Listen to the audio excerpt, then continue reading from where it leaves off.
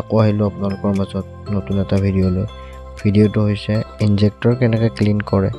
মই ক্লিন কৰিব ওলাইছোঁ এতিয়া, মানে আমাৰ দেশী যোগাৰত, ঘৰত বনোৱা যোগাৰ, নিজে বনাই।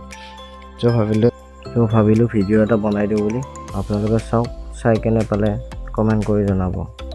তো আহক, এতিয়া আমি ইনজেক্টৰটো ক্লিন কৰিবৰ কাৰণে কি লাগে প্ৰয়োজনীয় চাই লওঁ। আপোনালোকক লাগিব টিউবলেছৰ এটা নজল, ভল্টিপৰ কেপটো লাগিব। কেপটোত এটা ফুটা কৰিব লাগিব। দেখা পাইছে মই ফুটা কৰি থৈছোঁ আগতে, ফুটাটো কৰিব লাগিব। তাতে পাইপটো লাগিব, যিটো আপোনাৰ ক্লিনাৰৰ পৰা আহিব। ক্লিনাৰৰ পৰা অহা পাইপটো আপোনালোকে ইয়াতে ধুনীয়াকৈ লগাই দিলে হ'ল, টাইটকৈ লগাব। ফুটাটো কৰোঁতে ভালকৈ কৰিব।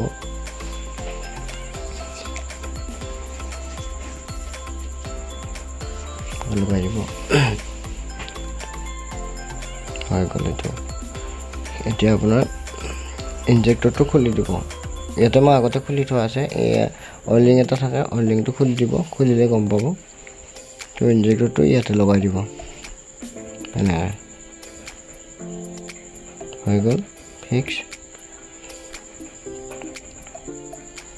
এতিয়া আমাৰ আছে, আমি ইনজেক্টৰটোত কাৰেণ্ট দিব লাগিব, 12 ভল্ট কাৰেণ্ট।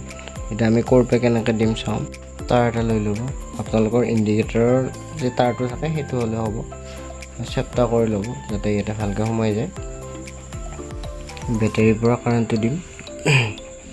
12 ভল্ট কাৰেণ্ট লাগে, 12 ভল্ট কাৰেণ্ট দিম বেটাৰীৰ পৰা। চাওক, এতিয়া মানে ক্লিনাৰটোত পাইপটো ভৰাই দিলে হ'ল। পাইপটো ভৰালে। এইটো মই TVSৰ গাড়ী ক্লিন কৰি আছোঁ কাৰণে TVSৰ ক্লিনাৰ লৈছোঁ।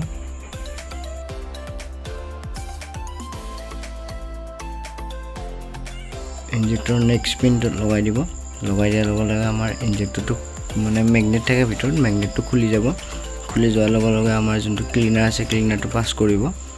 ক্লিনাৰটো পাছ কৰিলে আমাৰ ইনজেক্টৰটো ক্লিন হৈ যাব। তো আপোনালোকে এনেকৈ ইনজেক্টৰ ক্লিন কৰিব পাৰিব, নিজৰ মানে দোকানত বা গেৰেজত এনেকৈ কৰিব পাৰিব।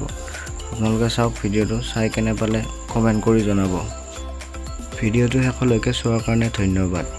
জয় আই অসম।